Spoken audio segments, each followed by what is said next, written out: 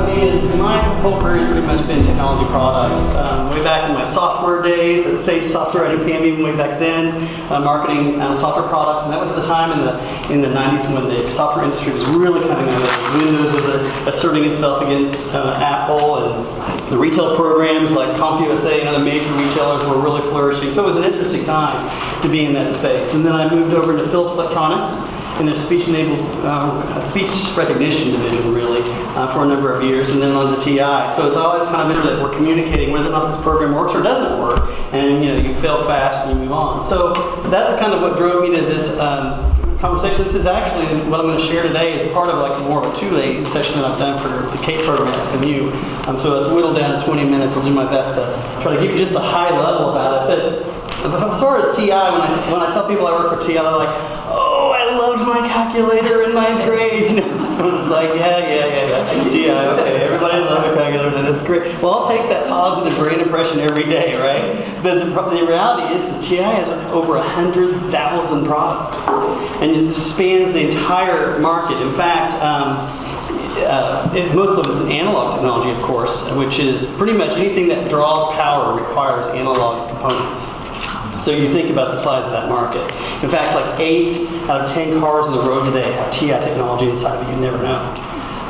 And so when you think about that kind of I guess I'd call it a sandbox to play in, of that much technology, different things, how do you segment that and communicate it in ways that is technical enough to make sense, but not over the top that you lose the audience? And that's really the balancing act you have to look at. We have an E to E marketing model where it's engineer to engineer.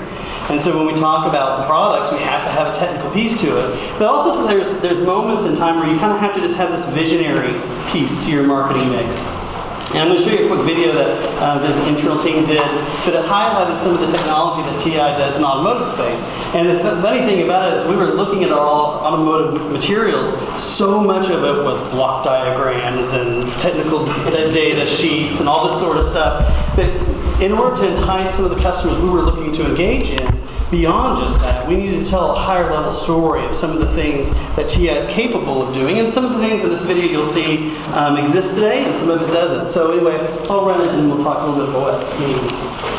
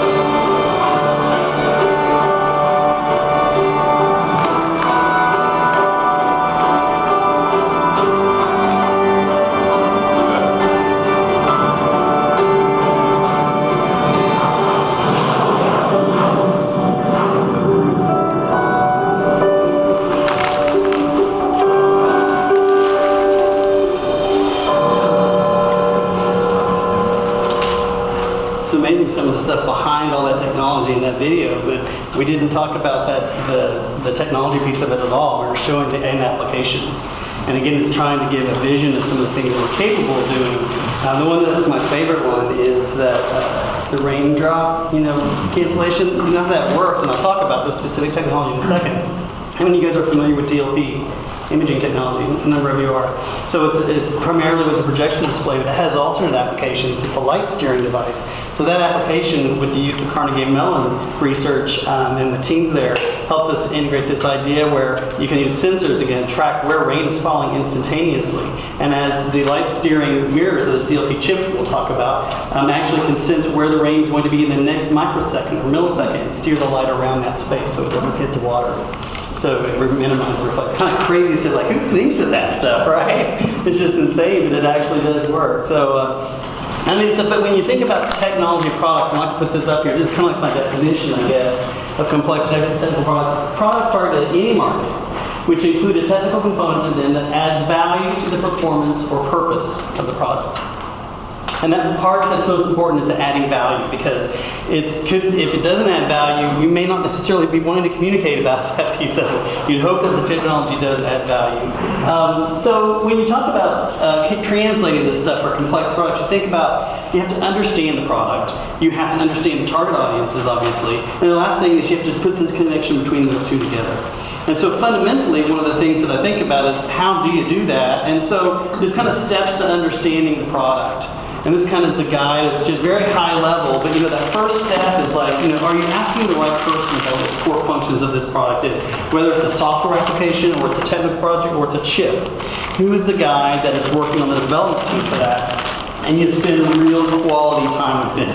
And it's about understanding what it does, what it doesn't do, and how does it work. And you just data dump. And the thing that I always take away from these conversations is, way more information than I ever need to know. But if I don't have a full understanding of even the stuff that's over my head, because I'm not an engineer, I might play one on TV, I think I have looked at this, but I'm a marketing guy, right? And so you have to take the technical stuff and then figure out what is it that's relevant. So step 2 then goes to understanding all these technical items and then figuring out what's unique out of all the things that you learned about it.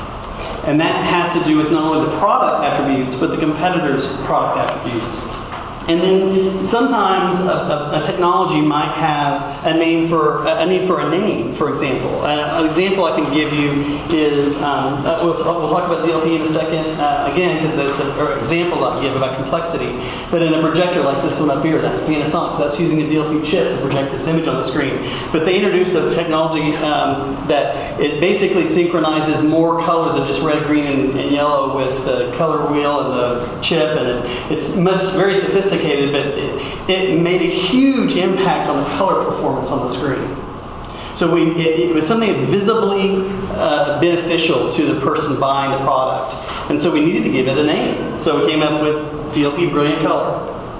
And it's a capability where it allows it to use multicolor processing to make the image on the screen. So understanding if it needs a name is another piece of it, because there might be components of the technology. If you can break down some of the advanced parts of a technical piece and then communicate it in a way that someone goes, oh, that sounds pretty cool, that helps people associate with it. So then understanding what's new and that your target knows about. So going back again to when you've learned everything about the product and you understand all of its capabilities, who is the most likely purchaser of it, right? You have a target audience. But understanding what they care about or what they know about is part of the messaging roadmap that you'll have to create. So when you think about target familiarity, maybe there's some research that needs to happen.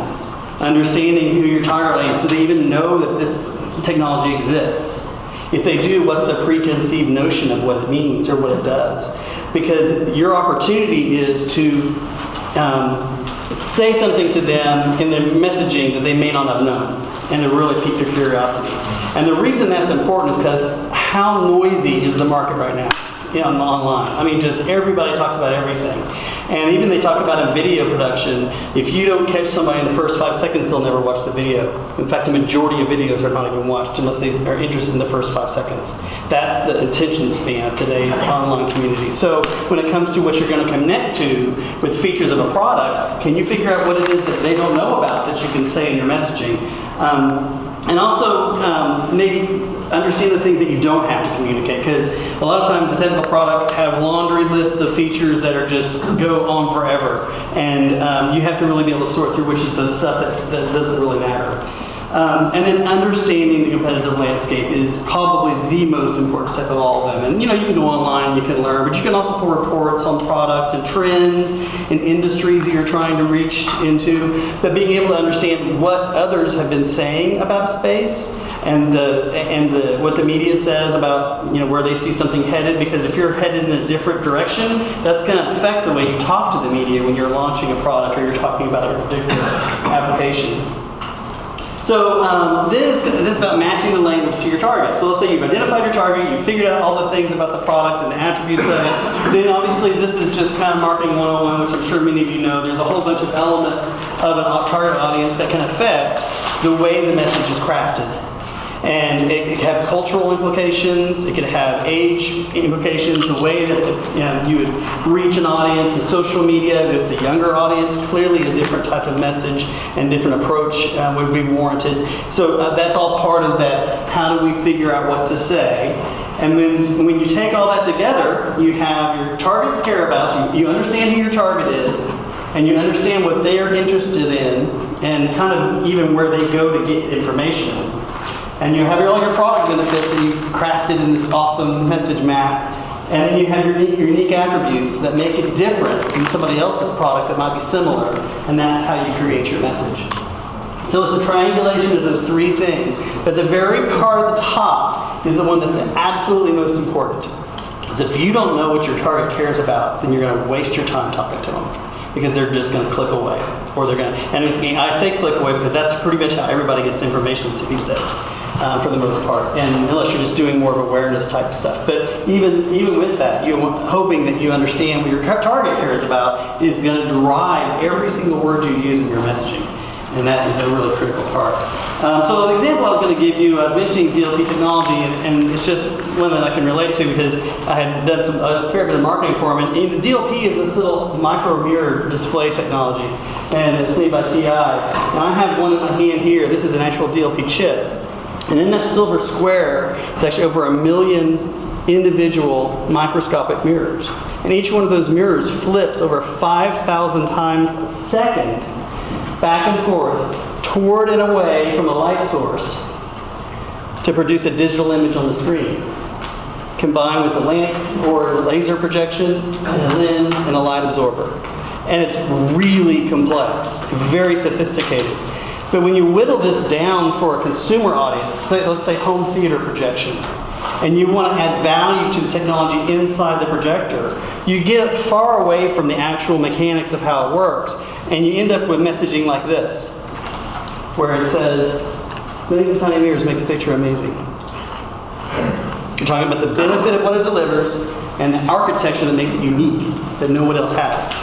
And so you come up with these concepts where you're being very, very basic for a consumer audience it needed to be. And in other instances, they want more of the details of how it works. But again, understanding that the audience doesn't necessarily care that those little things flip millions of times a second or whatever it is. They just want an awesome picture on the screen for home theater. And that's what's driving. And you can take it even to the cinema, which if any of you guys have been to a movie theater, that's all DLP cinema projection in the projectors. So that's just an example of how you can take something that can be really complex and boil it down to something very basic. And then you have to think about the balance between features and benefits. And this is where a lot of people can get caught up in messaging for their products technical, because they think that, oh, this feature can do all this, can do this, it can do this, it can do this, and this. What does that really mean to the person buying the product? And a benefit definitely outweighs the feature, because that's what people will relate to. So how can we actually, what is something that will benefit them? I'll have an example here, like this smartphone has 5G capability allowing it to access the web quickly. That's the feature. The benefit would be the 5G capability, the smartphone's fast access to internet, you can quickly get directions when you're lost. You put it down into a level that's beyond just a feature. And so it becomes an issue of emotion. And so when you think about when a benefit attempts to get someone's emotion going, then it absolutely has the most impact. Because that's what drives purchasing, is emotions, more than anything else. And so when you're talking about, it's an emotional level they can relate to. Oh my gosh, I wanted to do that. I mean, here's a couple other examples, like jewelry. Well, nobody else in the world will have the exact same item you have. You're appealing to their personal, emotions on independence and identity with a handcrafted jewelry. Or in the case of a wedding photographer, preserve the memories of your happy day, generations to come. You're not talking about the quality of the pictures or, the lighting that was done, but about the emotional effect that photos will have on that important day in your life. It means to others. So I think if you have success whittling it all the way from this technical mumbo jumbo, as I sometimes call it, which nobody likes when I say that, but it sometimes feels that way, and work it into a message map that appeals to the audience's emotions, that's where you can have the most effect. And so really, in summary, you got to drill down over and over and over again until you get to that emotional level. And I can tell you, I've had many conversations where I'll talk to an engineer and I'm saying, they're talking about what the product does, what it does, what it's capable of doing. And I keep saying, what's the benefit? What's the benefit? And they'll say, oh, well, it's faster. Okay, well, what's the benefit of being faster? Because just because it's faster doesn't mean it's a benefit to the end user. It just means it's faster, and that doesn't tell them anything. And so sometimes really you have to drill as deep as you can. And then also the benefit to you may not be the benefit that your target audience cares about. And so you have a choice to make at that point. One choice is, I'm going to make them care about it because they don't know about it. And so I'm going to really hone in on what this benefit of this feature is, and you didn't even know this existed. So my job as a communicator is to tell you it exists and tell you why it's a benefit to you. That could be one path, or the other one is avoid talking about it if they don't care about it. If it's something that's not innovative and new and fresh and different, then maybe it's not something you communicate. You look for those things. And somebody the other day was asking me my opinion about innovation, and we were just even talking a little bit about innovation over here. My definition of innovation is a little bit different than a lot of people's because everyone overuses the term innovation, especially in technology products. This innovative, new, blah, blah, blah, blah, allows you to do yada, yada, yada, yada. And you're just like, innovation. If you go to CES, it's everywhere. We used to play this game, how many times did you see the word innovation on signage at CES? You'd probably pass out, trying to keep track of it all. My definition of innovation, if it scares the hell out of the target audience. And so if you think about that, autonomous driving scares the hell out of people. That is an innovation because it's changing the way we travel and we go from point A to point B. So when I think about innovative products, I think about something that people would go, I don't know, there's no way. Or this morning on the news, they were talking about Amazon announced this home robot that they're coming out with. It's actually designed for the home. And I'm sure it's got lots of TI technology in it, so I can't wait to figure that one out. But in since because they have a lot of TI parts in their stuff. But in this instance, though, they had this poll they came up with: how many people would want to have a home robot? And 80% said no.